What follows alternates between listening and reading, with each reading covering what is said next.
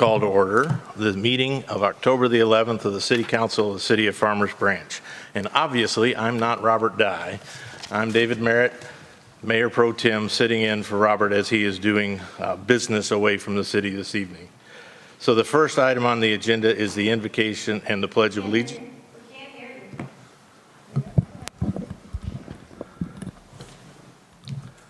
Double check, that's all right. So once again, well, the first order on the agenda is our invocation and Pledge of Allegiance, if you'll join me.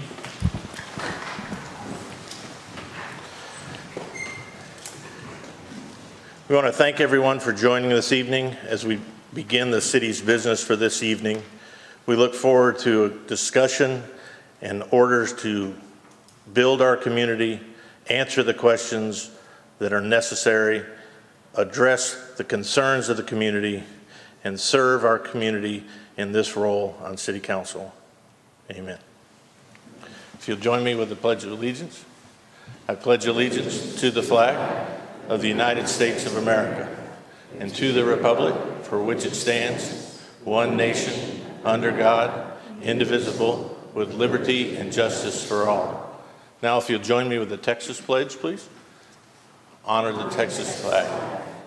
I pledge allegiance to thee, Texas, one state, under God, indivisible. All right. We have two ceremonial items on this evening. So, thank you. All right.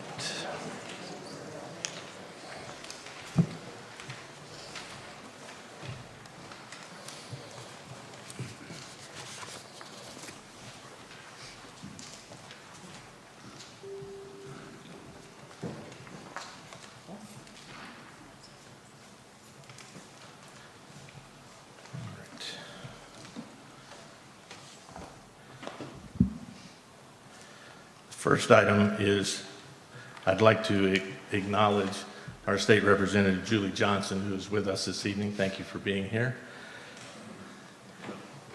Item E1 this evening is the presentation of a proclamation designating the month of October 2022 as Fire Prevention Month in Farmers Branch. So I'd like to read the proclamation.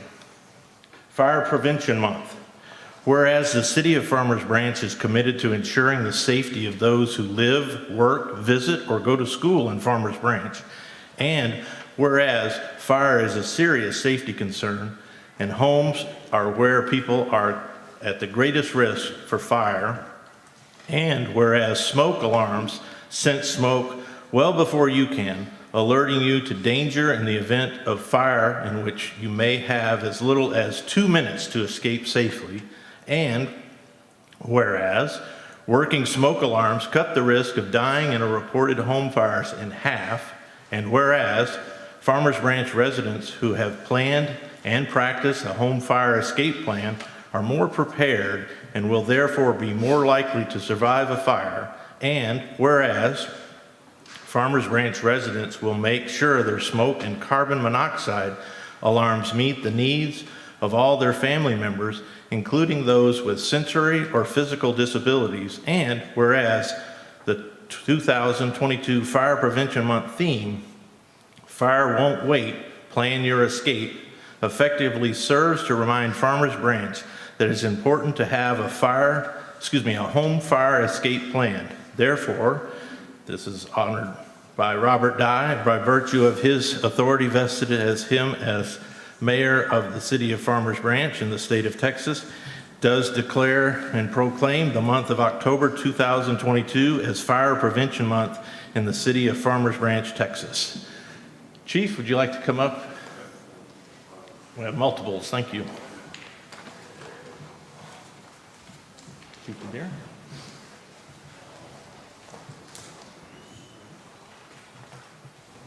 Well, first of all, thank you very much. We appreciate our Assistant Chief, Tim Adair. He's over fire prevention.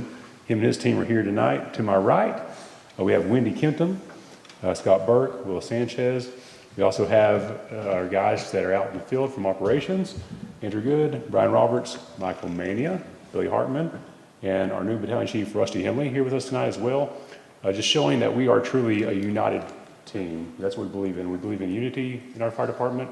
That's why you see this. It does take a whole team to make this happen. So I say it all the time. You see it if you follow us on social media, if you're around us in presence. We truly have the best fire department. There's no doubt. The men and women that work here are the best.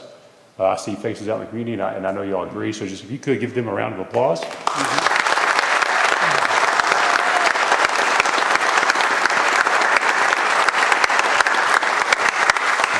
I'll turn this over to Assistant Chief Tim DeDeer, but thank you all very much for all the support you all give us. Mayor Pro Tem David Merritt and Council, Manager Land, thank y'all for having us come before y'all today for this special occasion. Just like Chief Latimer said, hats off to these guys here and gal.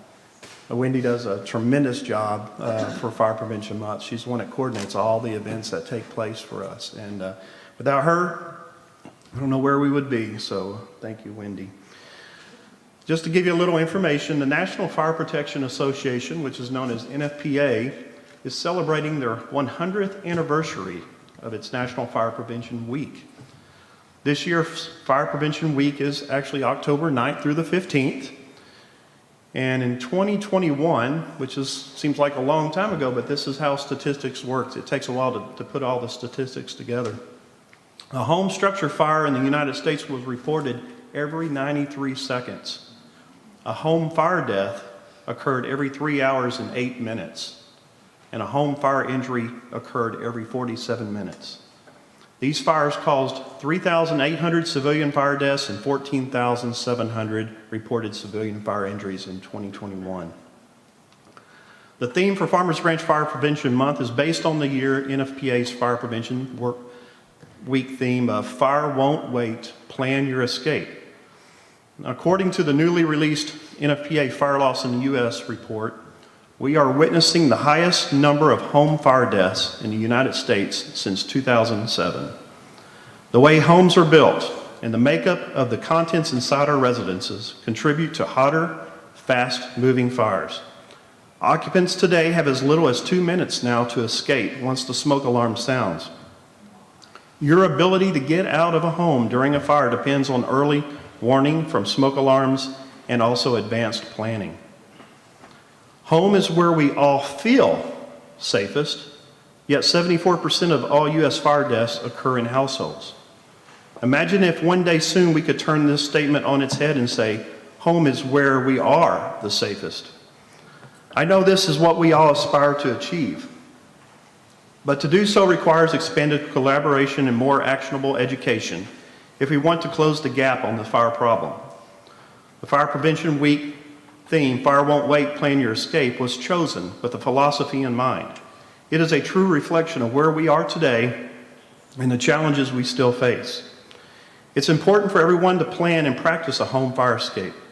Everyone needs to be prepared in advance so that they know what to do when the smoke alarm sounds.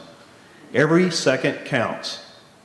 Given that every home is different, every home fire escape plan will also be different. Have a plan for everyone in your home. Children, older adults, and people with disabilities. They may need assistance to wake up and get out. The Farmers Branch Fire Department reminds residents to make sure their homes have working smoke alarms. Every room and hallway near a sleeping area should have an alarm, as well as every level of the home. Test your alarms monthly to ensure that they are working properly, and if a smoke alarm is chirping, the battery needs to be replaced, and the entire alarm should be replaced every 10 years. This month, the fire department will be bringing their fire and life safety messages to the schools through fire crew visits to the preschoolers and our branch brigade characterization troop presenting for kindergarten through 5th grade, teaching them fire prevention and how to be fire safety heroes in their homes. So in honor of the centennial of Fire Prevention Week, let us rededicate ourselves to impactful fire safety education, combat complacency, and help make the world a safer place. Thank you.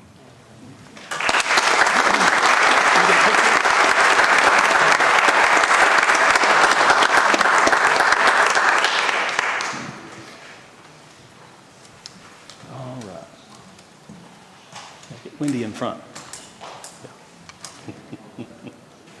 Oh, you'll have to come around the podium. I don't want a picture of the podium.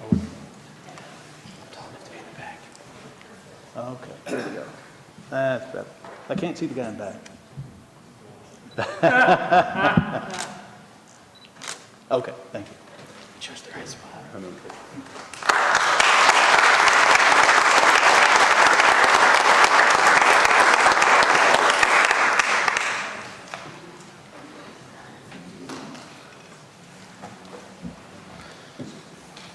right.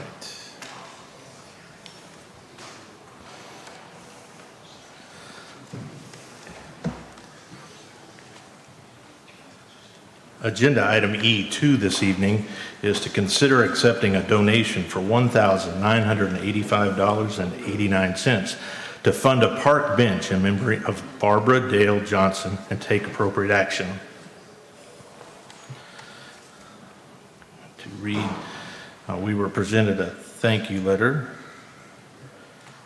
So let me go back here, just 1 second.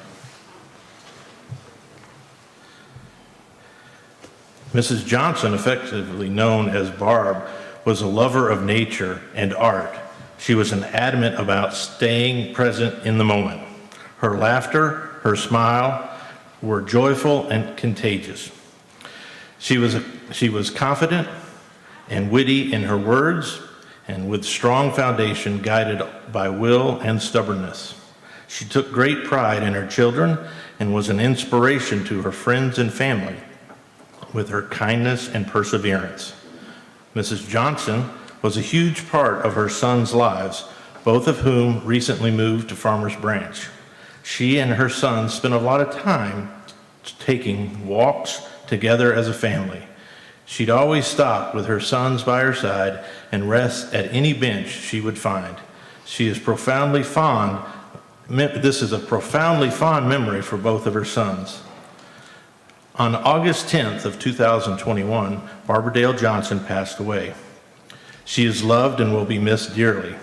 Her sons would like to present the city with a check in the amount of $1,985.89 to fund a city in a park bench in her honor. The bench will be placed in Gussie Field, Waterworth Park.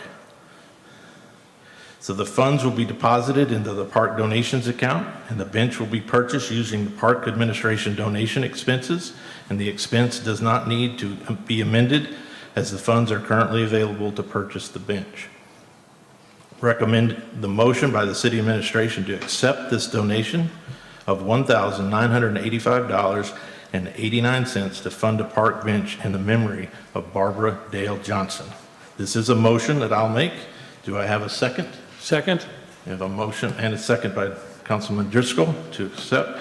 All those in favor vote by the usual sign, and we do have Ms. Williams attending remotely. All in favor? Aye. I'm down here. I don't have my. Any opposed? Aye. Thank you, Tracy. All right. I will read a letter from Mayor Dye to Mr. Ben Flores and family. I have an address in Farmers Branch. To Mr. Flores, on behalf of the City Council and City staff, we thank you and your family for your generous donation. Your donation of $1,985.89, which will be used to fund the purchase and installation of a city in a park bench at the Gussie Field, Waterworth Park, was accepted with deep gratitude.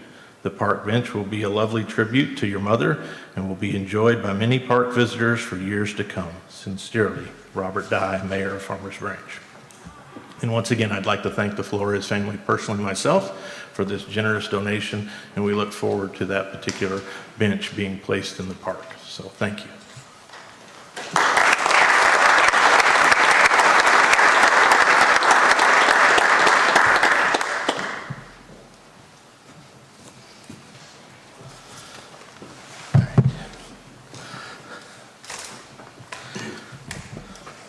Now is the time for the city manager's report.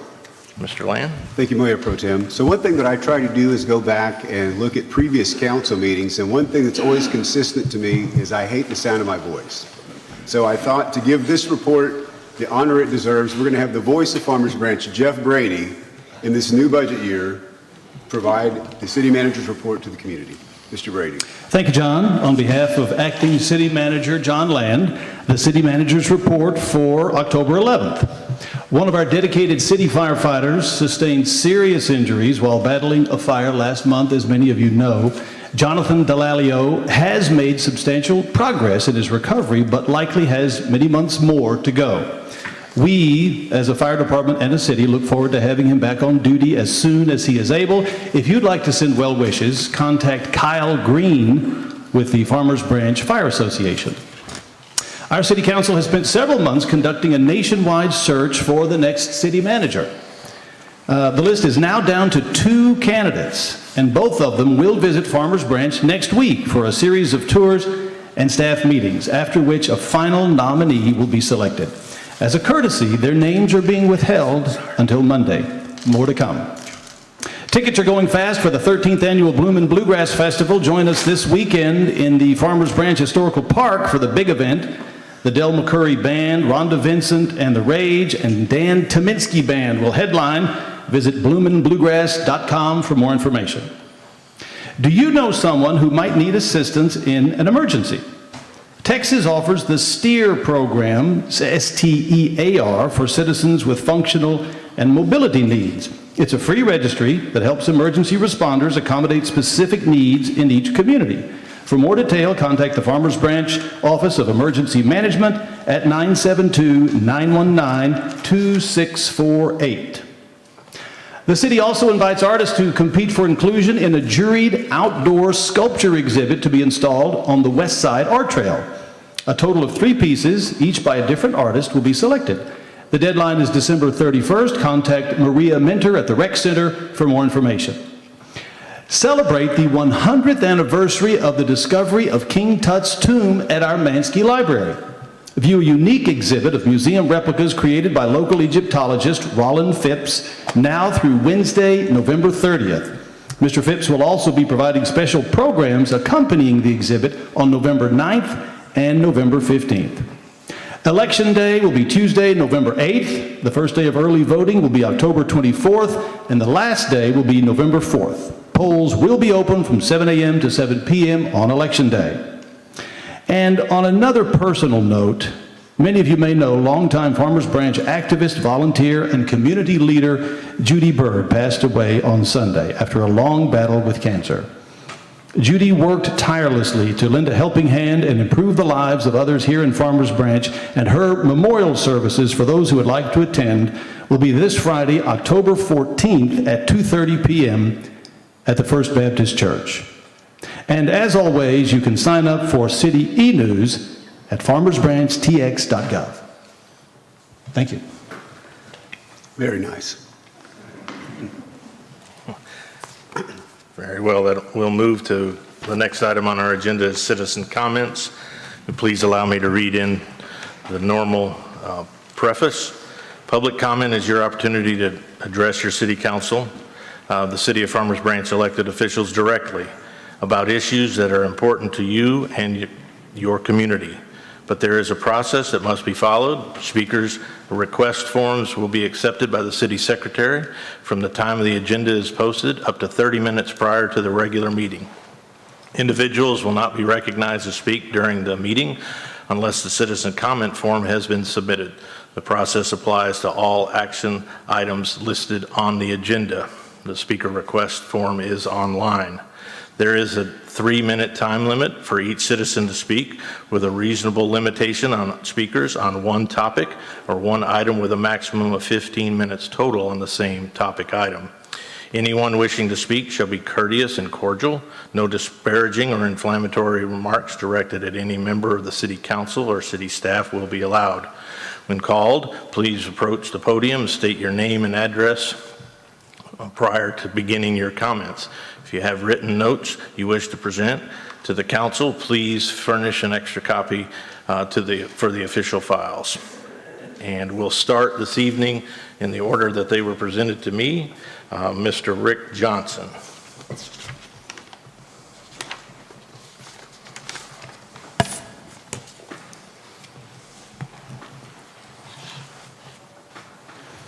Good evening, council members. How are y'all tonight?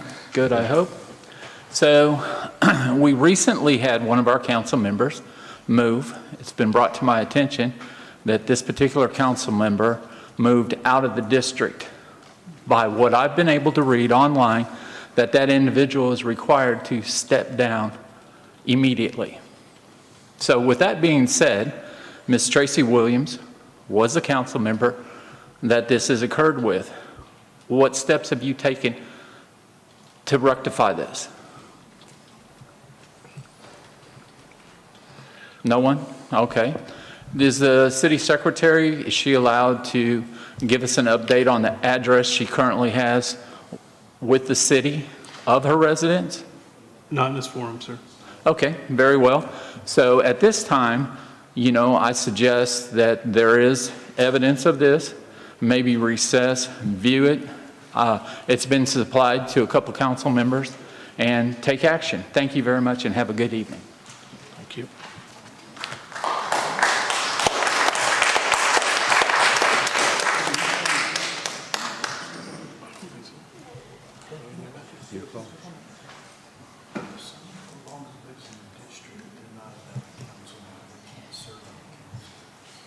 I have no evidence of this, so if there is evidence, we can take a break. But Let's go to executive session just to be safe. We're take going, a break and let me talk to John. We don't need to go to executive right now. We may, but let me talk to John about it because I've never All right. seen anything about this. the council will take a break at 6:28. Just a 3-minute break. Let's just go back to that.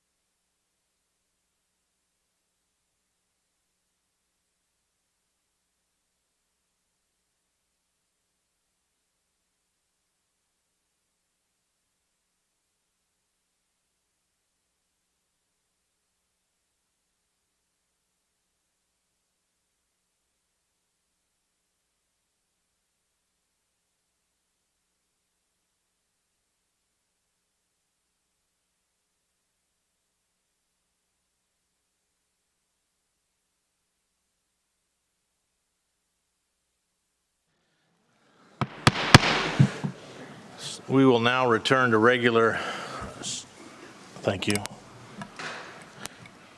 We will now return to regular council meeting. I will turn it over to the city attorney. We're going to move forward with the meeting. One of the council members has recused herself from participation in this meeting pending outcome of the investigation. That's all the information we have at this point. We'll move forward. Thank you, sir. We will then continue with citizen comments in the order, again, I was presented them with. Mr. Kevin Caldwell.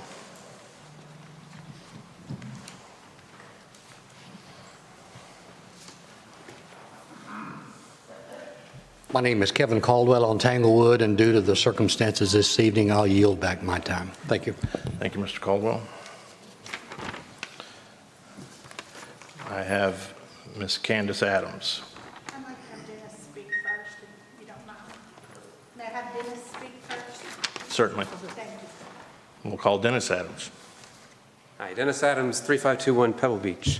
Thank you for the chance to speak this evening. I don't appear here very often, but I was told about the last public council meeting, and I watched the video. Toward the end of it, one of the council members stopped his speech about the finances to call out my wife in the audience because she was shaking her head in response to his speech. Now, everyone out here and around the city, everyone in the city, the elected officials out here report to these people, okay?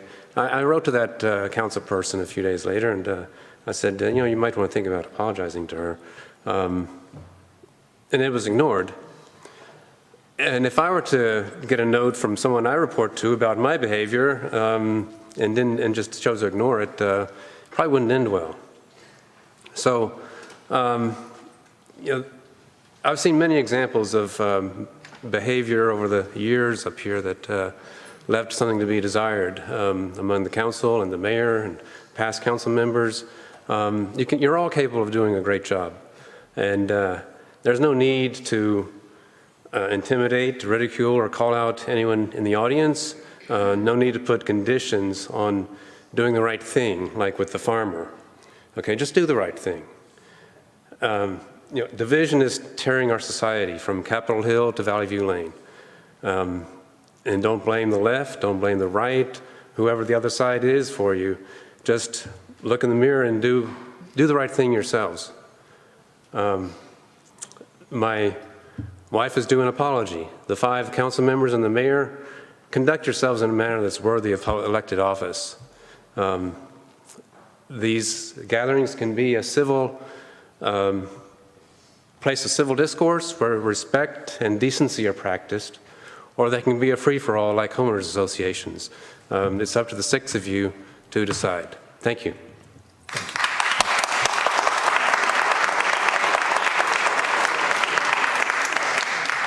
Candace Adams.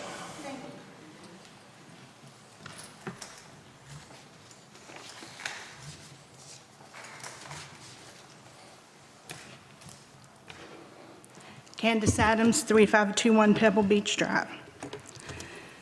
I'm addressing service issues from our last month's meeting. I was extremely saddened by several of the representatives, other city officials, and the mayor's behavior towards the citizens of this city, not just towards me, but towards others, the farmer being an example. From what I have seen at several meetings, it does not seem to matter to any of you all. It doesn't resonate, no matter how many of our citizens ask for restrained and civil behavior from you. Nothing seems to change. The abuse, the bullying, and the belittling continues. We all know serving on the council requires sacrifice, is time-consuming, and at times very stressful. That being said, you all freely chose to be on the council. You campaigned, you spent money, you made promises to each of us to do your best and to serve this city. No one brought you in here kicking and screaming against your will. As I have said before, if this volunteer position is too much and too stressful for you, then I suggest that you don't run for re-election or aspire to any higher positions here in the city. I know that I am passionate at times and fierce, especially when I am violated and I see someone being abused, etc. What I am not is vindictive, malicious, or mean-spirited. Therefore, I am offering my forgiveness to the city today, Mayor Pro Tem, Mr. Merritt, for his behavior towards me at last month's meeting. So if it starts with me, maybe it can start with each of y'all and follow my example. Thank you.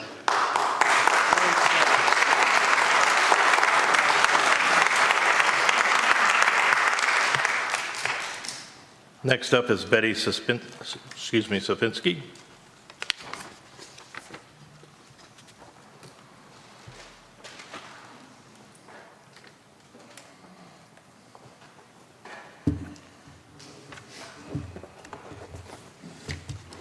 Betty Sofinski, 13232 Kerr Trail.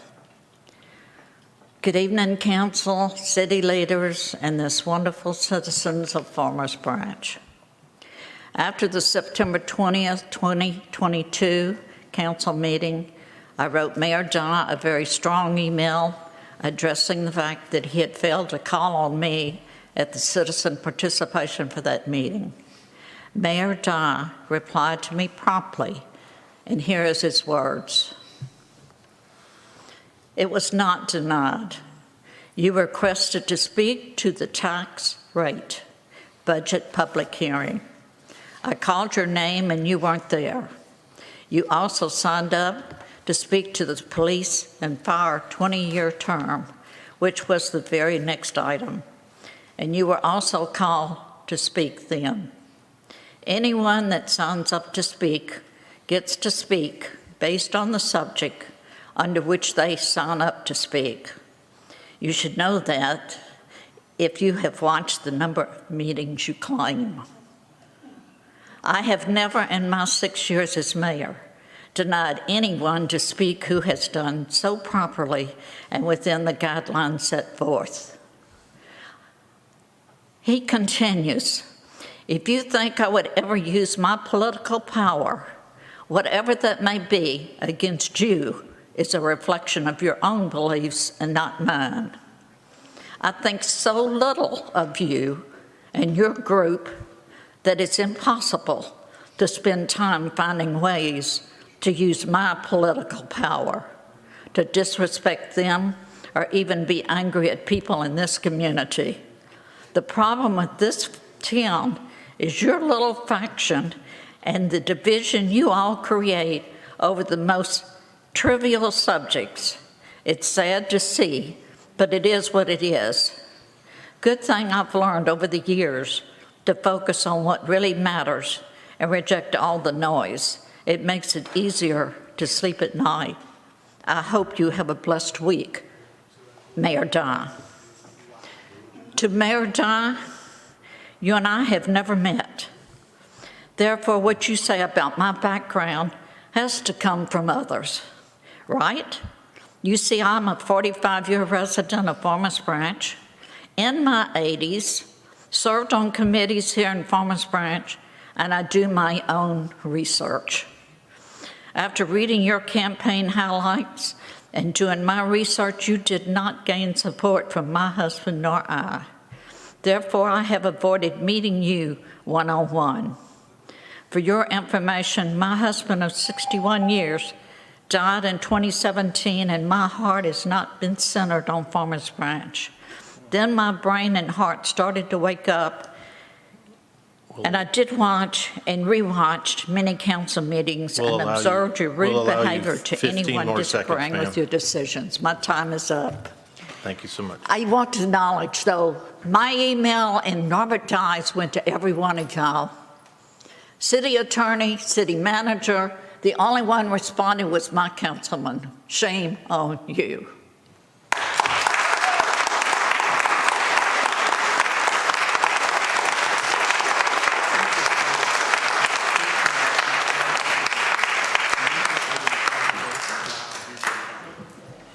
Well, next call, and I apologize, William Move.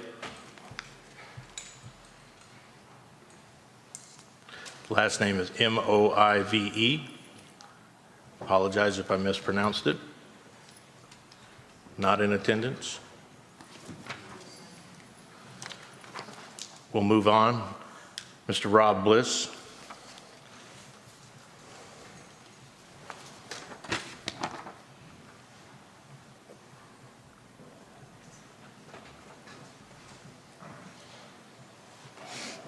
Rob Bliss, 3809 Wooded Creek.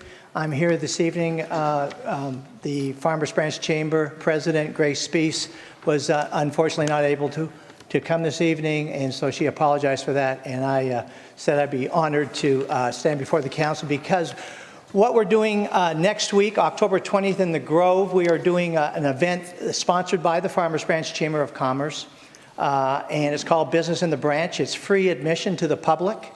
And we've got the whole community. It's kind of bringing our community together. And it's a very exciting event, a first time. And I want to thank John Land for getting city support.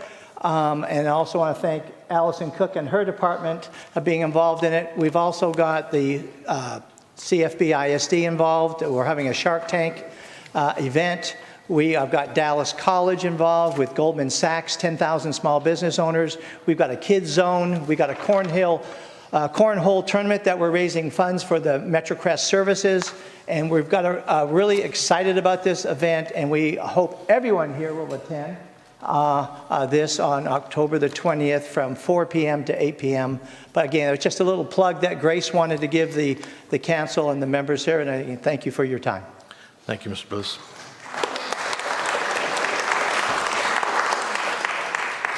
Next on the citizen comment is Mr. James Lockridge.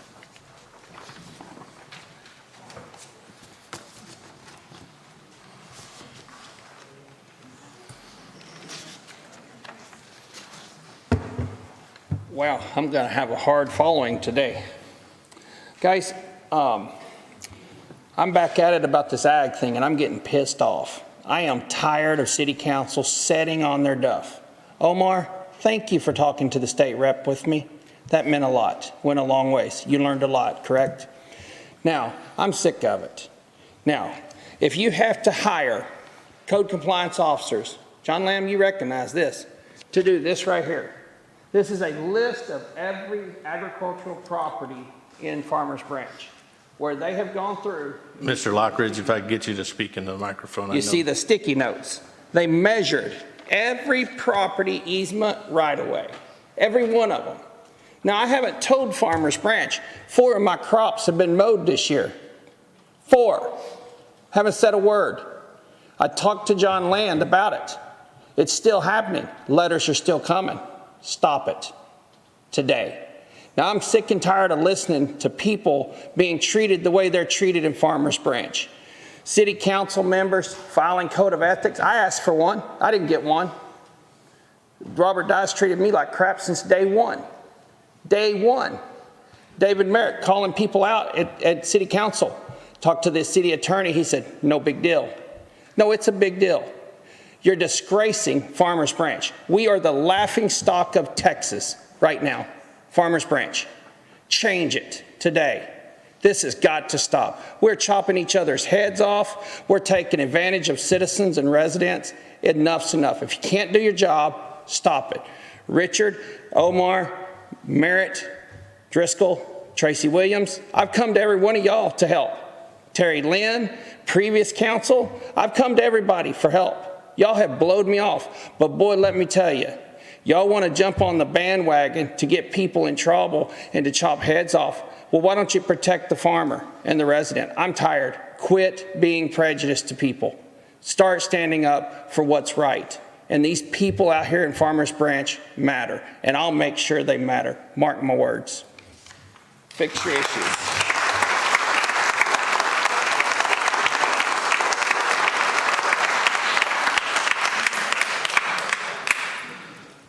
concludes citizen comment for this evening. Then we'll move on to our consent agenda. We had 8 items on this evening's consent agenda, 1 needing. There appears to be somebody else that wanted to speak. You may want to just ask if everybody agrees that was the last one. Is there someone that believes they turned in a card that didn't get recognized for citizen comments? We'll go make sure. There, I will. For a specific item, if it's for a specific item, it'll be handled. Yes, there are specific items for there are speakers signed up. I apologize for J2 and J4 later on the agenda, but the first part was simply for citizen comment, which is open-ended. Apologize for the confusion there. So we do have a consent agenda. So I have a motion. Make a motion. We're going to change one thing on the consent agenda. Under H7, we are not going to appoint anyone to the Planning and Zoning Commission, but the rest of that item will remain exactly the same. We're just going to table the actual appointment of the Planning and Zoning Commission member until the next meeting. But everything else in that resolution will be the exact same, so it can stay on consent agenda. Thank you. Do I have a motion? I'd like to make a motion to approve the consent agenda as presented tonight. Second. We have a motion. We have a motion and a second. I'm assuming that come back.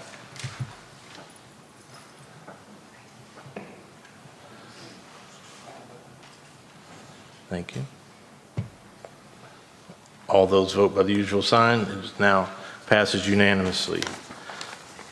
That moves us to our regular agenda items, the first one being item J1, which is to receive an economic development video update.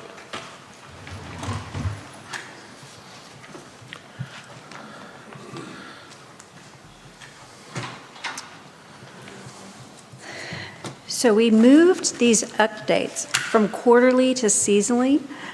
So it's so this is our summer season, and this is an update of what's going on in economic development, planning, and tourism. And we have our tourism department here wearing these green shirts, and you'll know why after I show you the video.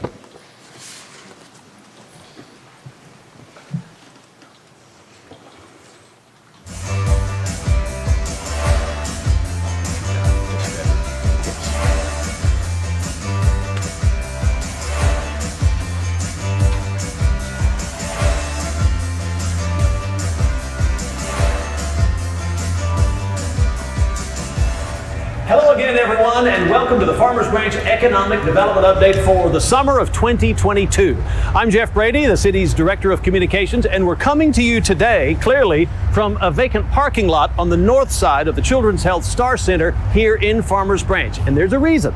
Now, you may remember we're bringing these updates 3 times a year now, seasonally, instead of every quarter.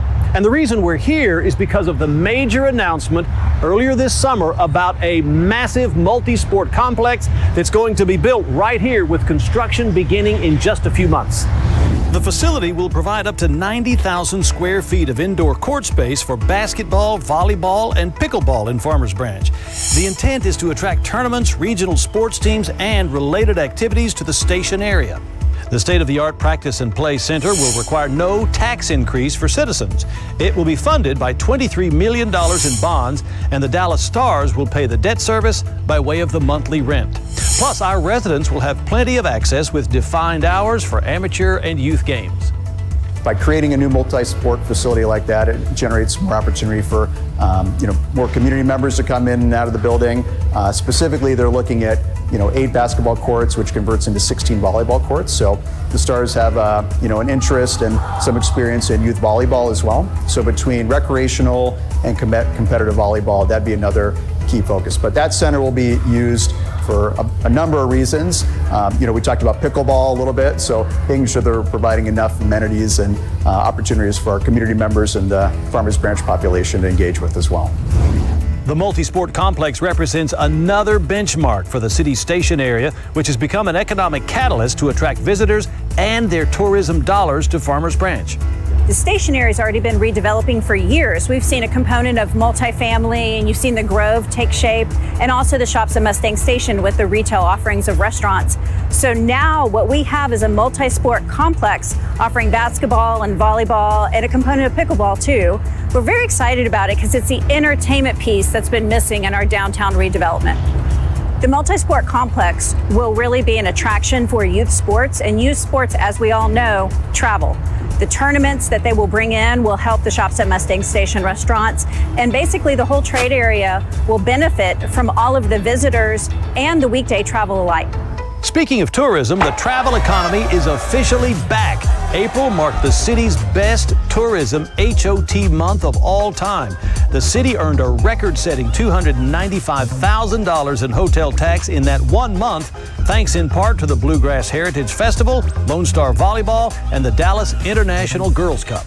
It was actually our largest month to date. We collected $295,000 in hotel motel sales tax. I think it was the efforts of our hotel partners and our clients really working super hard to bounce back from COVID and to make this happen. So this represents months and years of work that our hotel partners have been investing in clients to get them to have their events and have them take place here in Farmers Branch. It also represents that travel is back, and it's a great benchmark for us to shoot for future months. This summer, the city attracted a new marquee event to Farmers Branch. The Next Generation Soccer Cup is the fastest growing youth soccer tournament in the country, ranking 5th in the nation and 2nd in Texas. It generated 599 room nights for Farmers Branch hotels in May, thanks to the partnership with the city's tourism team. The facilities are amazing here in Farmers Branch. The hotels, we actually had 3 hotels that we used, because we had over 232 teams play in this tournament. And as I mentioned before, it was over 30 cities that came to play here in North Texas. But the relationship is the persistence of the city of Farmers Branch, and particularly Ann, has been since the very beginning of Next Generation Cup for me to bring the tournament to Farmers Branch. And with her persistence, she put something on the table for us. She made a lot of things happen for us to bring this tournament here. We can't just take these elite teams to just any fields. They've got to be nice and taken care of, and Cox Field here in Farmers Branch is just a very nice facility. Other tournaments in May included the Dallas Open and U90C League Challenge for a room night monthly total of 1,017.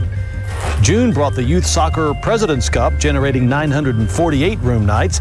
In addition, the Development Player League held their playoff and showcase games on Farmers Branch fields, generating 987 room nights. A total of 5 soccer organizations visited Farmers Branch hotels in June alone for a total of 3,030 hotel room nights. The Urban Travel Group brought their Texas Takeover to Farmers Branch in July. It's an association of middle-aged traveling professionals who spent 3 days here for dining, shopping, and entertainment, capped by a one-day charity basketball tournament at our recreation center on July 16th. Premier Baseball brought their freshman championship tournament to Farmers Branch in July as well. We also welcomed the return of business travel in July, with Engel Martin and Associates snapping up 277 room nights. The July total was 1,484 room nights. This summer also marked the kickoff of the city's 20-year comprehensive plan. In partnership with professional consultants at Stantec, our planning department held the first informational town hall in the Mercer Crossing area. More than 125 citizens attended, lending their voices to the process of deciding how the city will grow and develop over the next 2 decades. The next event will be in January. The entire purpose of the comprehensive plan is to help give us staff a vision for what the community would like to see in the future. Where are we now? Where would you like us to go? The city and residents are who are setting the agenda for this comprehensive plan. It's not just staff. We really want the community to be involved with this because we want to know where they want Farmers Branch to be 10, 15, 20 years in the future. All in all, the Farmers Branch economy has been remarkably resilient in 2022, quickly returning to pre-COVID levels in most major economic indicators. And And remember to look for construction activity here near the Stars Center this fall. Our new multi-sport complex will be yet another landmark sporting facility to drive economic growth in Farmers Branch. And that'll do it for our city's economic development update for the summer of 2022.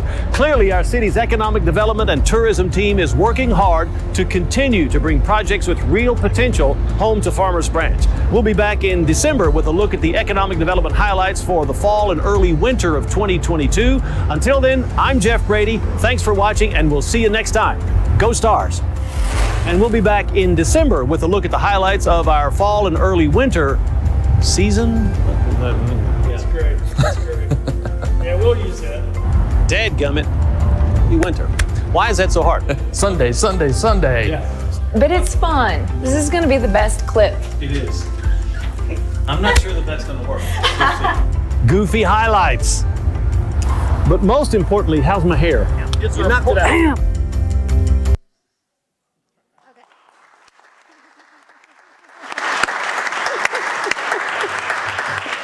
I usually have a lot of things that I said wrong, so I have a lot of many times that I have to do it. So I did it in one take that time. I just can't even believe it. But this does not come together very easily. I'd like to thank Jeff Brady, wherever he is, and Roby Bass. Roby does the videographer part. And so I always tell him, thank you for making us look good. You tell our story, and we appreciate it. Our tourism team is in the audience. They have green shirts on. The month of April was amazing. Please stand up. Please stand up. Yeah, there they are. They're kind of shy. And they have red cheeks. They're kind of shy. So they don't get a lot of thank you, and you don't see them often because they don't do council presentations. So it's just something to say when you have a month, and this is even before COVID. The month of April was amazing. And Roger Sosha with Next Gen mentioned Ann Stokes' name 3 times and the word persistence twice. So I just want to call that out, and I'm appreciative of them. Chris Webb behind me is doing a great job. He's in economic development now, but none of this really happens without the planning team saying yes. So where's Shrupa? Thank you, Shrupa. You make it happen. I know you're there somewhere. So thank you, and do you have any questions about our seasonal update? Any questions for Ms. Cook while she's at the podium? No. Mr. Driscoll? I don't have any questions. I've seen a few of these over the last years, and excuse me, just like to congratulate you, your tourism team, planning department, economic development department.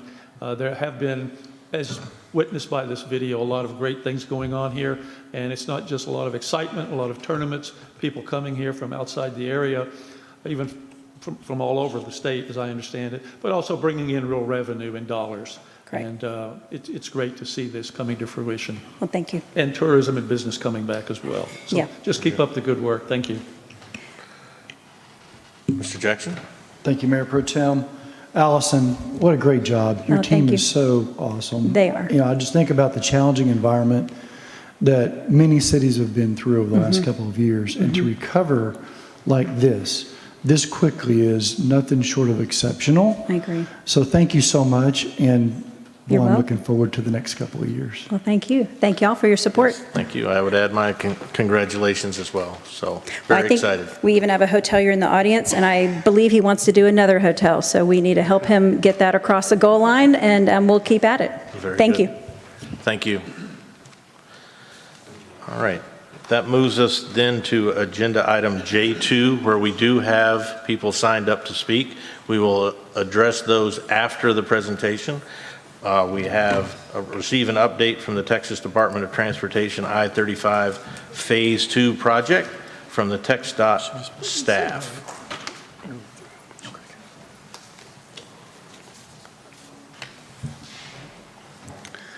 Good evening. My name is Nolan Del Euro with the Texas Department of Transportation. I wanted to come here today to give a construction update for the 35E Phase 2 project.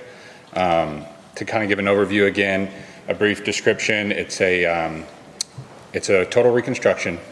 It goes from 635 all the way just past George Bush, going through the cities of Farmers Branch and the city of Carrollton. It's roughly 6.5 miles. What we're doing is completely reconstructing it, adding capacity, to both the managed lanes, the general purpose lanes, and the frontage roads. Here you can kind of see the present condition. We have 3 lanes in the general purpose lanes in either direction, the tolled managed lanes, and 2 in the frontage roads. With the new design,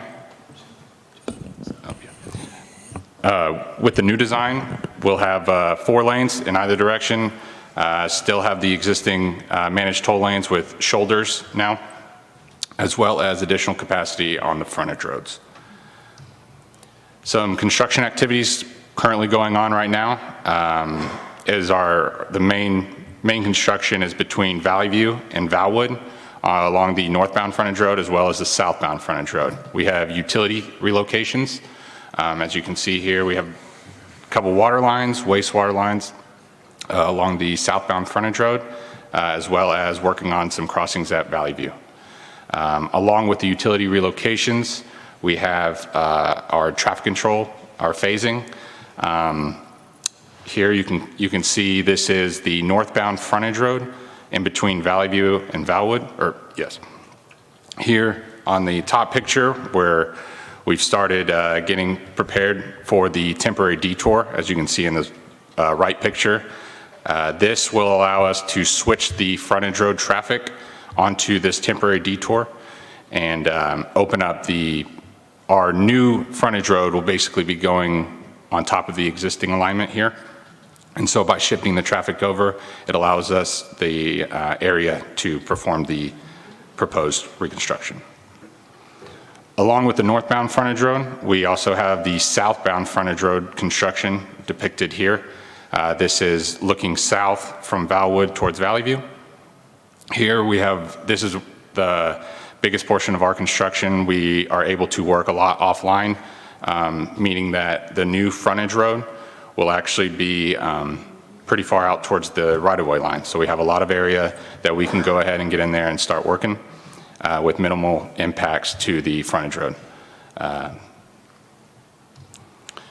As always, here's a couple of the websites to keep updates. The 35ephase2.com will show you what road closures we have coming up and keep you informed. Along with the construction update, I did want to talk about the stockpile over at between Josie Lane and Webb Chapel. Yes. Along 635. Currently, that stockpile is being held with material that will be used for the 35E Phase 2 job. Right now, we don't have a lot of the space along the corridor.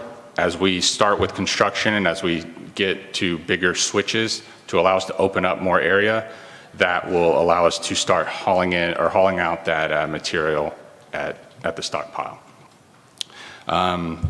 With that, we have increased the watering at that local stockpile. We were originally going with a water truck once a day. It is now twice a day, as well as we installed sprinkler systems on the top of the pile that will activate or will go twice a day as well. We have began hauling that material, and our primary focus will be from that stockpile. So any type of material that will be used will be used from that stockpile to help get it out. And as we do the hauling operations, we've noticed that is causing some dust as well. And so during those operations, we will have a water truck on site to perform any kind of watering as those operations take place. Thank you. Thank you.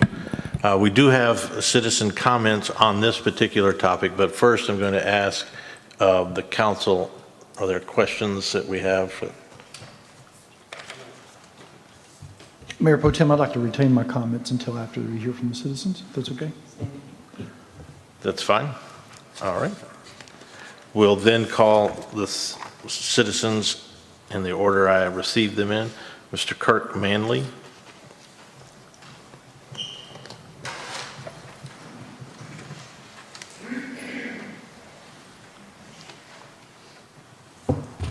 Thank you. I'm Kirk Manley. I live at 2936 South Sunbeck, and I want to address the eyesore, the health hazard, and the detriment to Farmers Branch that they call the stockpile at 635 and Josie.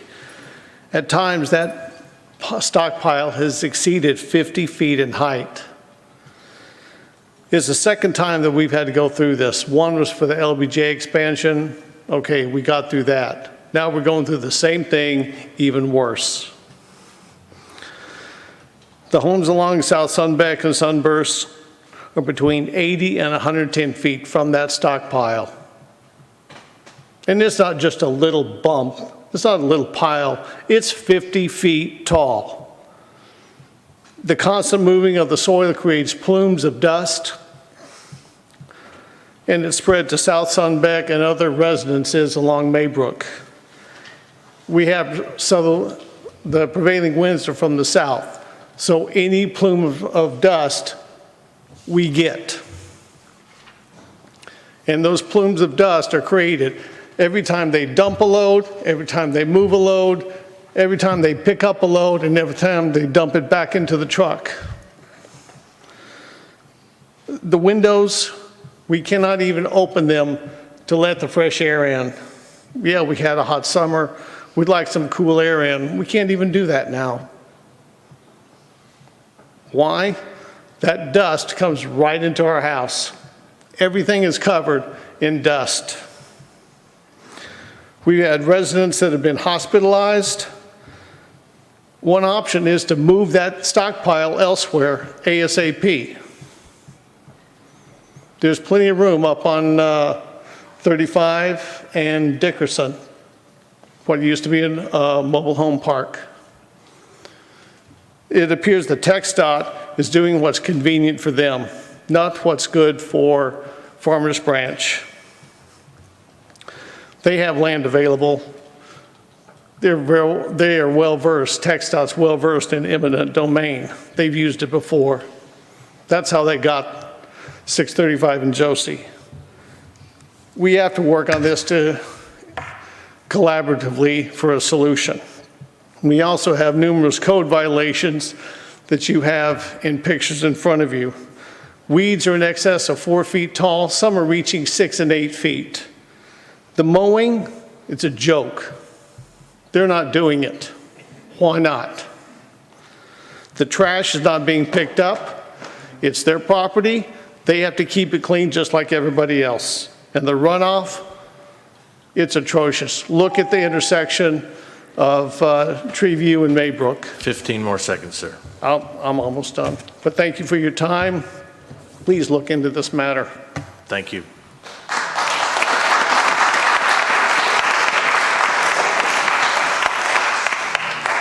I'll next call up Lockett Manley.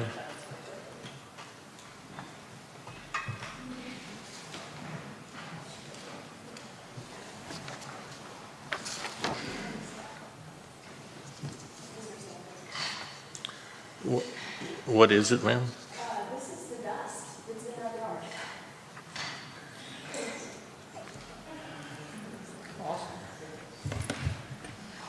Good evening. My name is Lockett Manley. I also live at 2936 Sunbeck. I understand that progress is messy and inconvenient. I'd like to particularly address the particulate matter that is picked up from that huge mound and blown across the residential neighborhoods. Sunbeck and Sunburst, Farmington Park, Crestbrook Estates, and Chapel Glen are all directly downwind, and to a somewhat lesser degree, Janie Stark Elementary is there. The contractors and TxDOT have met with a bunch of us, which I appreciate. As you know, sitting in front of aggravated citizens is a risk, but they did come and meet with us. In response, they have started lowering the height. Unfortunately, lowering the height does nothing to reduce the surface area exposed to the wind. They may actually have increased the surface area. Because math tells us if it's like this and you cut it off, we have a broader area that's exposed to the wind. The irrigation system that TxDOT mentioned has been installed. However, we've seen drone footage. The irrigation across the top does not meet in the middle. Sunday afternoon when the irrigation was running on its circuit, my husband's not happy. I climbed a tree and looked out there, and the trucks that were hauling weren't even getting wet. So it's not coming across the top, it's just along the edges. With our current weather conditions, that area is dry as soon as they're done. So while it is an effort, it's not a significant effort. What I handed over, that's samples of the particulate matter that is blowing into our yards. Now, obviously, that's a little condensed. That came from tree view. That's also a sample of foliage that has been exposed, and you can tell from it that this stuff cakes everything. Particulate matter is more than just household dust. Studies show that it causes long-term respiratory issues. It can cause cognitive issues in children and reduce test scores. I can provide you links to those studies. This is why I mentioned Janie Stark. Our kids are playing in this, not to mention the kids that live along these neighborhoods and back up to this. Our neighborhoods, we've already been subjected to a totally inappropriate batch plant when we went through the 635 expansion. And if you've seen any of the studies through Dallas, batch plants are bad news. And we'd like to see this hill not just reduced on a slow, gradual basis. We'd like to see it gone. I'll allow you 15 more seconds, ma'am. And we'd like to see that this doesn't happen again, that we don't have to come in another decade and argue about it. Thank you. Thank you.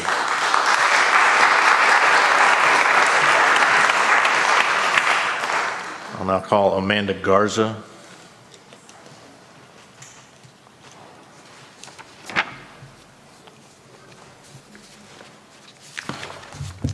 Hello, thank you for this opportunity tonight. My name is Amanda Garza. I live at 2938 South Sunbeck Circle. I am here because I live directly behind this pile. It seemed like it just appeared overnight. The beginning of the year, I don't even remember how many days it took. It's a 22-acre lot, and it's completely full now. My son started having respiratory issues this year. We had 4 doctor visits. He had to use a Buterol, a nebulizer machine each time we went. 2 months ago, he was diagnosed with asthma. Never had issues prior to this pile being directly behind my house. I still was not putting 2 and 2 together. He had to be hospitalized and put on oxygen for 2 days. A little personal information. My son, I had to do 5 in vitros to have my son. He is a miracle child to me. My husband passed away 10 days before he turned 1. So everybody's child or children is important to them, but you gotta understand, when I see my son on oxygen for 2 days, because this pile is behind my home, it drives me crazy. The eye-opening moment was when my air conditioner broke last month. That air conditioner is 1 year old. My filter, I brought my filter if you want to see it. When I saw the filter, that's when I put everything together. That was the eye-opening moment when I saw how bad that filter was. That's when I realized all of the breathing problems we're having, all of this matter covered in my home every day. I can't keep up with the dusting. It's horrible. I literally sneeze within 5 minutes of waking up. I can't breathe in my home. I could go on about this, but that's what prompted me to start digging into this matter. I went and knocked on doors in my neighborhood. I knocked on surrounding neighborhood doors, trying to get people to help me. I didn't know what to do. I came to the environmental department. I started researching and contacting environmental organizations, just trying to see what direction to go with this, because it's been there all year. And I'm like, hello, does nobody notice this? Everybody's dealing with this and nothing is being done about it. I do appreciate TxDOT responding to my email. I did send out an email beginning of September. They did come to my home. They met with us. I do appreciate that. But I feel like something more needs to happen than watering and lowering the pile, because that's just creating more dust. It's not even dust. I mean, there's probably silica in that. I don't know. It's not just dust. It's causing us major health problems. I can't deal with this. I can't even sell my home because I'm in the middle of probate. And that's not what I should have to do anyways. I've lived in Farmers Branch since 2013. Moving away should not be the answer to this. I don't want to move. I don't want to leave my home. I gave away my son's trampoline last week because we can't even go in our backyard. We cannot enjoy our home. I'll give We you cannot. 15 more seconds. Thank you. We cannot enjoy our property, and we're living in this mess. Please, please help us. I don't know what else to say. If you want to see my air filter, I brought it. Thank you. Thank you. Thank you.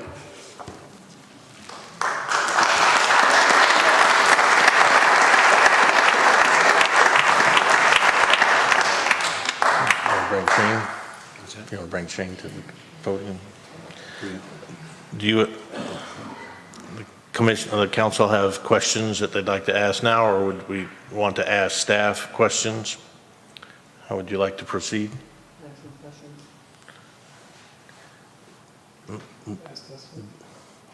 Go right ahead. I have some questions for you.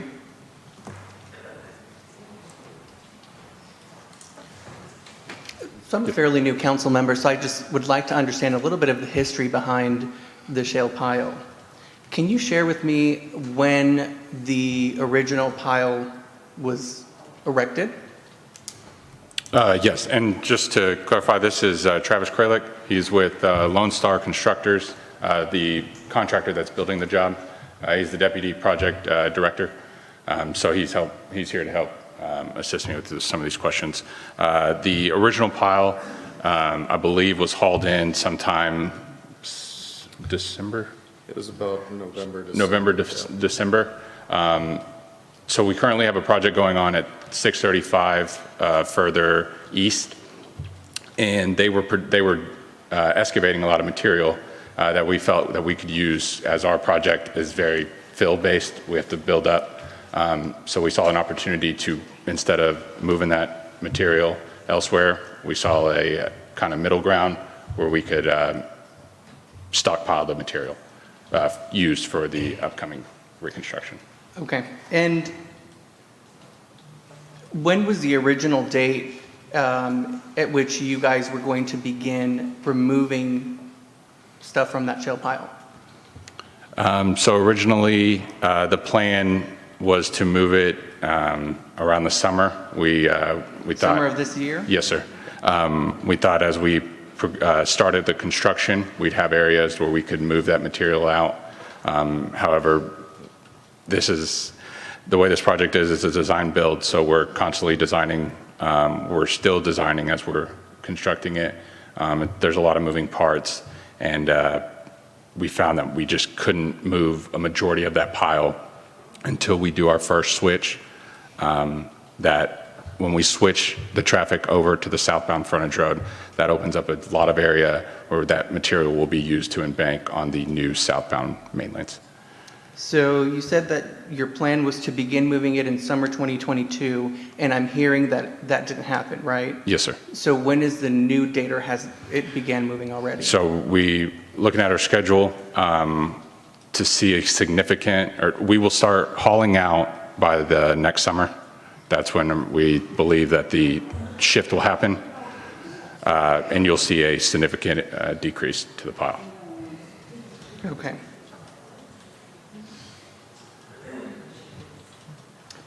You also mentioned that you guys have increased the watering to twice a day manually, is that right? Yes, sir. And you also said that you started doing twice a day watering using sprinklers to reach to the top. Yes, sir. How long is that watering taking place? So we after we met with the residents, as they mentioned, we started putting in place additional mitigation measures that included additional water truck cycles, and that's when we installed the sprinklers. At a minimum, they're running at the twice a day, but we have since done that after, as a result of that meeting. We've since done that as a result of that meeting, so it was in the last 2 weeks that we've implemented that. And how long is the watering that's going on with the sprinklers to reach to the top, is it going on for 1 minute, 30 seconds, 5 minutes, an hour? How long is the watering? I'd have to get those details back with you. I couldn't give you those details at this time. But again, we just put it in place, and if there's adjustments needed to increase the effectiveness of it, we're absolutely entertaining those. And we do plan on having a follow-up meeting with Amanda and her fellow neighbors to discuss the results of our increased mitigation and talk about anything else we can do moving forward to help remedy it. So we heard some residents talk about trash and debris around your property. How often are you maintaining the property? The property is completely fenced in, and I'm not aware of any within the fenced-in area of the property having trash or debris within that area. Okay, so if I'm hearing you correctly, you're saying that you're responsible for anything inside of that fence, but anything outside is not your responsibility? So the way our property, we fenced from the right-of-way line of our property. So we've totally enclosed the textile right-of-way. So my question is, are you responsible for the outside or for the inside of that fence? The inside. Okay. So I'll just say that it doesn't sound like your watering is working. And I think you can hear from the reactions to my question about when you're going to begin moving dirt that that's not an acceptable date. I feel like I'm watching like Aaron Brockovich or something, because it's a very similar story when people are getting sick and they're coming here, and I don't want to be that person in the movie, if it ever happens, that is sitting here accepting this and not doing something about it. I'm here to stand with all of the residents. If I lived there, I would be at your doorstep every single day. I would be in City Hall every single day. What would you do if this shale pile was behind your home? I think I would act similarly. I would want to know kind of why it was there, and what the plan was for it, and when I'd expect it to go away. Sir, what would you do? I'd do it exactly what they did, reach out to TCEQ, make sure that they're abiding by all the environmental regulations, permitting, all of the above, making sure they were in compliance with all of our environmental laws and regulations that we have. And then I would reach out to them as they did, and try to work towards a common solution. That material is there. It is a large stockpile, approximately 100,000 yards of material. So it's going to take time to haul that out. Part of the reason it was there was economy between two projects. To haul that material, it costs a lot of money. And the reason it's there is to stage that material between two projects. This is all public funding for these projects. This is not a private job. This is a public funded job. It's public money that was saved by staging that material at a location that's in between the two projects, rather than hauling it outside, at a greater distance. So that's the reason it was there. I think the dust was something that wasn't anticipated, and we're doing the best we can to mitigate it. But just making it disappear is not a feasible solution right now. And one thing I wanted to add was, with the watering, the sprinkler system was just installed recently, and it was operational as of this week. So we wanted to see kind of how that was going to affect. We believe that with this watering system on top of the pile, going twice a day, that it'll keep that surface area saturated enough. Well, what I'm hearing from residents is that that's still not enough. So I hope that we can put our heads together and find something that may alleviate these concerns, because I'm not going anywhere, and neither are the residents. Thank you. Mr. Driscoll?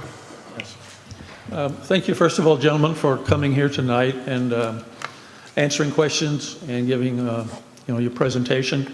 I'd also like to thank the Manleys and other people Amanda, that have come forward, and they have communicated and written to the city, to the council, mayor, et cetera. And I can recall, I don't know, 6, 8, 9 months ago, you gave us a presentation upstairs in study session, and the discussion was, you were going to start watering, and at that time it was suggested, I think you'd suggested once a week, and I had made the point that I thought that was not adequate. You need to do it a lot more, because obviously the weather, wind, conditions, and we've been in a drought, as we know, for the last couple of months, have had really no rain at all. And I appreciate you're going to step up the watering. And I mean, we have a problem. I mean, we as a community, and it does affect health. It does affect, this particulate matters. It's not just air pollution or dust on your car. It does affect health, and particularly the health of children. And we're all concerned about that. And I'd just like to ask you, is there anything we can do from the city's side, finding an outside consultant, doing something else with you to find a solution, speed up the project? I mean, even if you wanted to move all of it tomorrow, it would be a huge project, correct? Yeah, it would take a lot of time, and there'd be more particulate matter, et cetera. So I'm trying to find a solution to a community problem and a health problem. And obviously, I appreciate, you've got a major TxDOT transportation project. And when that's constructed, we will all benefit from that. But we have a problem now. So I'd like to ask you guys to go back to, your respective groups, architects, construction, et cetera, and see if we can come up with a solution. I'd certainly be willing, from my perspective, to meet with you guys, to speak with you. And I don't want to put you on the spot, but I'm going to do it, Shane. I know this is not your first rodeo, and you deal a lot with sustainability and health issues. Is there anything you could think of that we could do from the city's perspective?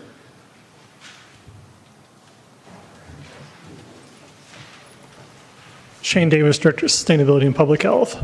From the city's perspective, and we deal with a similar problem with the landfill. When y'all haven't been out there, when you get out there, you will see we have a large stockpile. What we're blessed with is we have 102 acres between us and our neighbors to the north or to the south. So we have this buffer that's built in. But dealing with the soil, water is your best friend in this case, which is what they're doing now.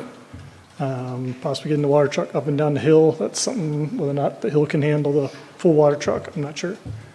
But whatever they can do to get the dirt in place and possibly establish any type of vegetation on the slopes. I know it's tough with shale. We struggle with it too, trying to keep our stuff in place. But those are the things we do out there on a daily basis, is the much water you can get on the road as possible, or on the stockpile, and anything you do to hold it in place. In this case, the one I know of is vegetation, unless you're going to find some other way to tack it down. But right. Yeah. And I know that's not your plan. It's only to be there temporarily in the construction phases, but we can't predict the weather and, how fast you can do that. Are you aware of any other types of projects? They've done any kind of seeding, even just grass, or any type of seeding of any kind of vegetation there would help the situation. It wouldn't solve it. Yeah, and let me just add, we met with the residents. We put in immediate measures to mitigate. We're not by any means done exploring additional mitigation measures. I just want to make that noted. We plan to revisit with the residents there and have some constructive feedback with them on what is working. Any additional suggestions. We're still exploring other options. That hasn't stopped. We really do want to accommodate everyone's request, especially adjacent to that and the residents there. So no, we're not done exploring other mitigation options that would include seeding, tacking, use of blankets. There's some other mitigation options that we are exploring in addition to the watering. But we did want to put these first initial mitigation measures in place and then meet back up with and get some additional feedback. So the sprinkling system hasn't been in place that long. So give it a week or two more and see what it's doing. And we're constantly we're going out there daily to look at what it is, and if we need to increase the cycle time rate, et cetera, we are exploring that. Okay. Well, I appreciate your cooperative attitude, and hopefully putting, the city resources and all of us together with you guys and anyone else that we could bring in, again, consultants, any other engineering opinions or something. I think that would be very useful. I mean, obviously, a year ago we had complaints, well, it's ugly, what is that?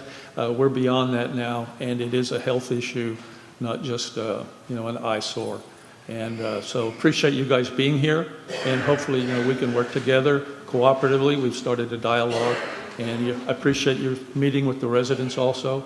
But as I said, we have a problem that we need to work cooperatively on to find a solution as soon as possible. So that's all I have. Thank you. Thank you, Mr. Driscoll. Mr. Jackson? Thank you guys for sitting in the hot seat tonight. I know it's a really big project. You can say it's a price of progress. I personally find the price too high for the residents. Having a pile, that's halfway between one project and another is kind of a location of convenience for you guys, but there are neighborhoods and people that are truly suffering because of that. Over the last few weeks, there's been a lot more publicity around this, and over the last few weeks, miraculously, the pile has come down fairly quickly. Significantly, it's come down quickly. What prompted that? Was it the chatter around it, or was that according to your project timeline? Help me understand why all of a sudden this pile had gotten so big, and now in the last couple of weeks it's this small. Well, for one, it was the feedback we got from the residents we met with them. I mean, we told them that we were going to do something, and we meant that. We said we would prioritize hauling, and when we needed embankment material for this first phase, which is constructing the southbound frontage road, we don't have a whole lot of need for embankment material, but we chose to prioritize receiving that material from that stockpile to start drawing it down now.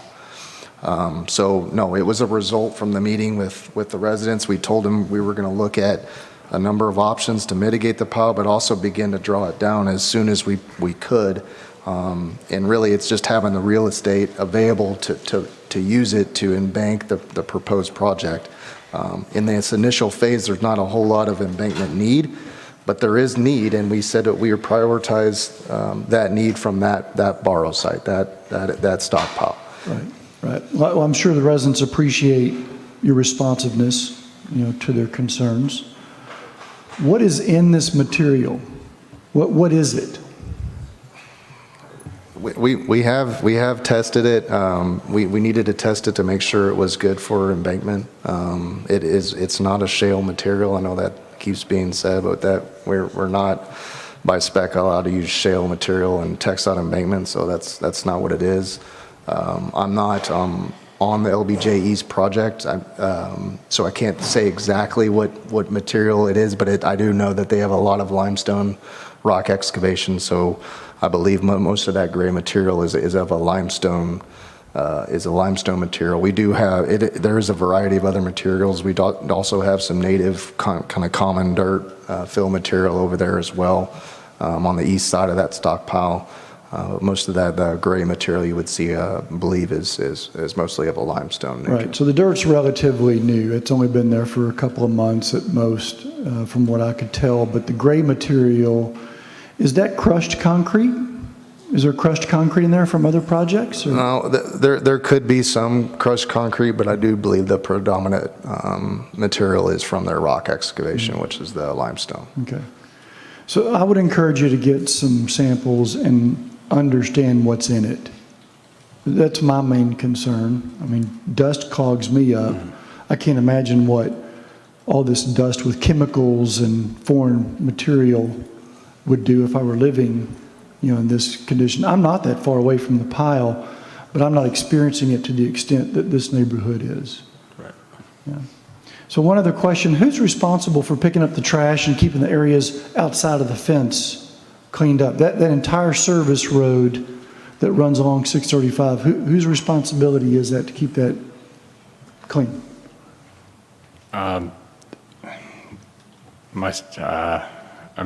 With it being textile property within that fence, I would say the city, if it's a city street. I did just drive it yesterday. I did just drive it today. There's not a lot of trash along that road. outside the fence. So does the city own the service road, the grass between, let's say, all the wall between Marsh Lane all the way down to Ford Road? I'm sorry, let me rephrase. I thought you were mentioning the service or the city street behind. No, not Maybrook. No, the frontage road and everything, that's TxDOT's responsibility, yes, sir. Okay. I would ask that TxDOT be a better partner with the city of Farmers Branch and Yes, the sir. residents in cleaning that up. Yes, sir. Just as of this weekend, there was tons of trash stretching all the way from about halfway between Marsh Lane and Webb Chapel on that service road, and it's all the way down to Ford Road. It's filthy. And understand from a Farmers Branch resident's perspective, that's our front door, 35 is our other front door. We just went through the 635 project, and now we're going through this, and next we're going to go through the I-35 project. I realize, again, it's a price of progress, but it's been insult after insult. And I ask that TxDOT be a better partner in that process. Yes, sir. Thank you, Mayor Patel. You're welcome. Obviously, my peers here on the council have said quite a bit, and the fact that you have issues, and I was party back to your March presentation, and we did talk about watering that particular round. What I'm hearing is we didn't water very well all across the summer, and that's unfortunate. And the only people that are responsible for watering are you folks and your contractors. And so I really believe that we have to have some more accountability and some more checkpoints, if you will, between you and the city. Now, they may be occurring, but I don't think they're occurring enough in order to manage your group's performance in managing this overall issue. We knew it was a dry summer. We talked about that. We knew that going in March. And so the fact that we've only put the irrigation down a couple of weeks ago is certainly disappointing. We knew that months ago. And so my peer to my right, you know, I would ask too that you be a better partner and manage and find these solutions. This is not the first pile of dirt that TxDOT has put somewhere in order to work a project. And it's not probably the first time that dust is blown from your pile of dirt somewhere. So someone in your organization has a file that says these are the remediation processes to handle that. And you guys need to find it. And you guys need to implement it and satisfy the council here and the residents as well. Because we want the progress, we want the roads, and we need those to facilitate, but this is not working out. And the fact that we've been through this back in March, and here we are, you know, middle of October now. That's a long time, guys, to kind of let the ball drop, and that's disappointing. And so again, I won't reiterate anything more than my peers have said, but let's do a better job. Let's find a solution. Let's implement that solution sooner rather than later and make sure that we address this. Your timelines can move, and we understand that, but you got to manage that pile much better than you are. Yes, sir. Anything you want to add, John? Thank you for coming. I know this is a difficult situation to come into, and you knew that coming in, but it's a difficult situation for all of us. One thing I would ask, you mentioned that you're going to be meeting with the residents again shortly. Would you let us know about that? I think we'd like to attend as well. Yes, sir. Good. Thank you. Shane, do you have anything that you'd like to add? And I'm just asking. Very good. Is there anything else that we need to discuss? Gentlemen, thank you for coming. I know it's a hot seat, and I appreciate your willingness to work, and let's find a solution to this. Yes, thank you. Thank you. Thank you. That moves us to item J3 this evening. This is to consider approving resolution 2022-112, authorizing a contract with Klutz Construction LLC for Cooks Creek Channel improvements and take appropriate action. Greetings, Mark. Council, Mark Bentley, Director of Public Works. The item you have before you is the Cooks Creek improvement project that has been going on since 2018, and we're finally getting to where we're actually going to build this with your approval. Give you a little bit of background. We started back in 2018, started with doing some preliminary work, of course, and then we started submitting for grants. Fortunately, on November 19th, 2020, we were granted a grant, if you want to put it that way, from the Texas Division of Emergency Management in the amount of $3,263,967. So that money was divided 75-25 between a federal local split. So roughly 2.4, and we had roughly about $800,000. So we began the design on the project and worked forward to get to the day that we could actually bid it. Once we bid the project, of course, we were faced with the issue that all construction is faced with today, and that is escalating prices. Once the bids were received, and they were received on August 23rd of 2022, we have 4 sealed bids, and the lowest qualified bid came in at $4,567,384. Quite a substantial amount over what we were granted from TDM. So we started looking at ways to make up this difference, and fortunately with city management and the city council, y'all came up with a plan that gave us $1.7 million to make up this shortfall in this budget that was just approved. So now we have the funding that we can move forward with the project. So tonight, I'm recommending that the construction project be awarded to Klutz Construction LLC for the Cooks Creek Channel Improvements Project in the amount of $4,567,384. I'm here to answer any questions that you may have. Very good. Thank you, Mr. Bentley. Are there questions for him? I believe I know I have a question, yes. Sure. Yeah, thanks, Mr. Bentley. I think I know the answer already, but I'd just like to know for sure, and also for the public. With this contract, there are not any escalatory clauses in there, are there? No. Because, yeah, so I know the costs have gone up, we all are aware of that, and significantly in construction, but this amount is the final amount. Yes, sir, it is. Yeah. Okay, I just wanted to clarify that. Thank you. Mark, and if you wouldn't mind remind us how many houses will be taken out of the floodplain as a result of this work? Based on the preliminary study and everything, there was like, I don't know the specific number, but there was like 68 homes that fell within the floodplain along this creek, and 40 some odd, 45 or 46 of them, once this project is completed, will be removed from the floodplain. Now, it could tweak a little bit once everything is finalized at the end of the construction. We have to rerun the models to make sure that still stays in place, but we feel very comfortable it will. Yeah. Questions? Good? Good. All right. All right. We'll entertain a motion if there are no further discussions. Mayor Pro Tem, I move to approve Resolution 2022-1112 as presented. Thank you. We have a motion. Do we have a second? Second. Thank you. We have a motion and a second. All vote by the usual.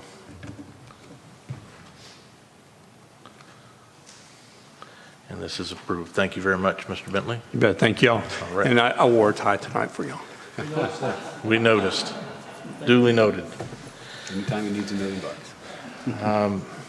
This will take us to item J4, and I will point out that we do have a citizen requested speaker. I can come second if you want to.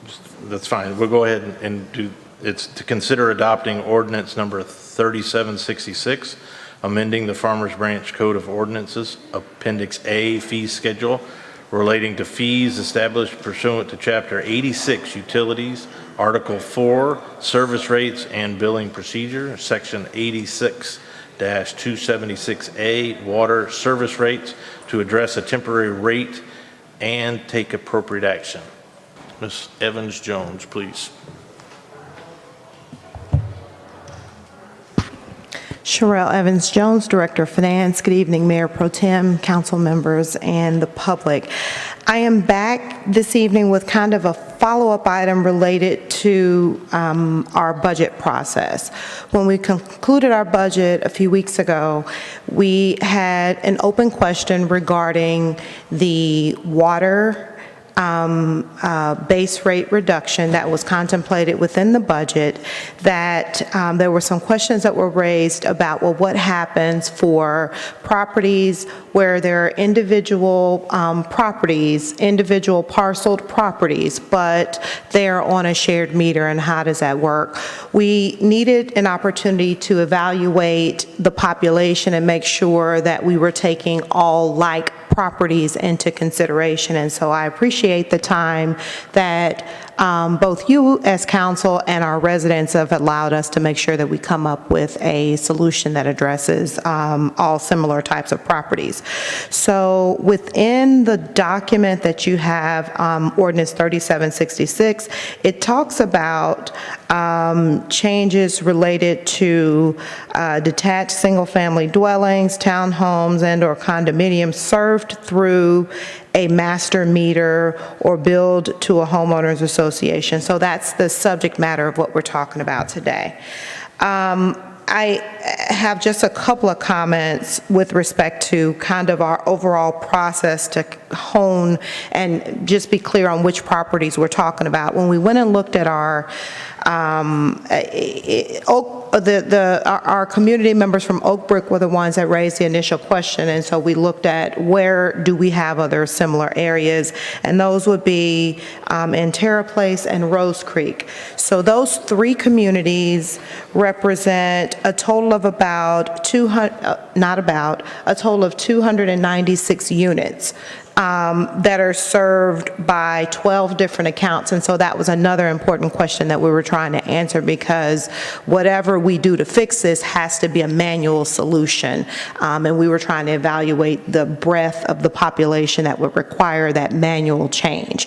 Having said that, and having done our an analysis of exactly the population we're talking about, we conclude that we are able to manually adjust those 12 accounts that service those three communities and those 296 units to provide them the same base rate reduction that was applied to our overall residential units that was contemplated during our budget process. We've quantified that difference, that amount to be about $40,000, about $39,000, a little bit more than $39,000, and that would represent, just as the existing base rate reduction that was included in the budget, it represents a reduction of revenue on our water sewer fund.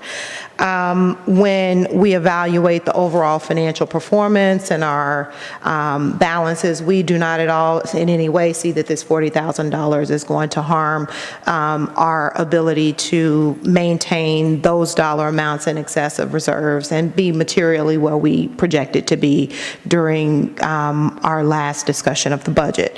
So one other point that I wanted to make is that this credit will go to those 12 accounts that, may have 8 or so units, and ultimately it'll be up to the property owners or those that distribute those bills, just as they do in making a distribution of the water bill, to make sure that the credit is flowing throughout to all of those 296 units.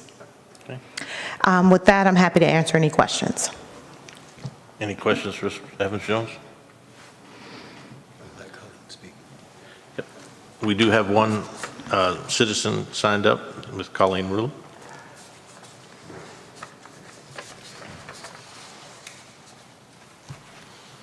Good evening. I'm Colleen Rulene, 3223 Whispering Oak. And I was following up. I want to thank, first of all, John Sherrill for having a meeting with me to help me explain the process of how this was going to work. So I appreciate that, and I appreciate you guys supporting that tonight and making this approved so that it's finalized. At the time I left John's office, he didn't know if he could execute it or it needed to come to the council. That's why I'm here. Apparently it has to come to the council, so I will appreciate your support. Thank you. Thank you, ma'am. Any other further discussion? If not, I'll make a motion to approve the ordinance, and I'll have to read the entire thing to make sure that we get it right. An ordinance for number 3766, actually. Look at the right page. Sorry, gentlemen, I tried to do something smart and I messed up. I'll make a motion to approve ordinance number 3766, amending the City of Farmers Branch Code of Ordinance, Appendix A, fee schedule relating to fees established pursuant to Chapter 86, Utilities, Article 4, Service Rates and Billing Procedures, Section 86-276A, Water Service Rates, providing a savings clause, providing a severability clause, and providing an effective date. Second? I have a motion and a second. We'll all vote by the usual method.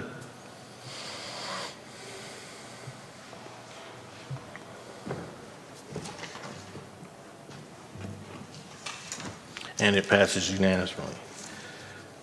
Do we have any action from our executive session? We do have a motion. We do? All right. There's a motion. Well, Mayor, I moved that the city manager be authorized to negotiate and execute on behalf of the city an economic development incentive agreement for Project Harbor, including any amendments or instruments relating thereto, which provides a waiver of 50% of the permit fees and 10 annual grants equal to 100% of the incremental increase in the property taxes provided the company demolishes the existing multifamily complex at 13314 Goodland Street and constructs thereon a new multifamily complex consisting of approximately 68,000 square feet of space, structured parking, and a minimum of 160 dwelling units, with commencement of construction to begin September 1st, 2023, and completion to occur September 1st, 2025. thank you. Do we have a second? Second. We have a motion and a second for this. Vote by the usual sign.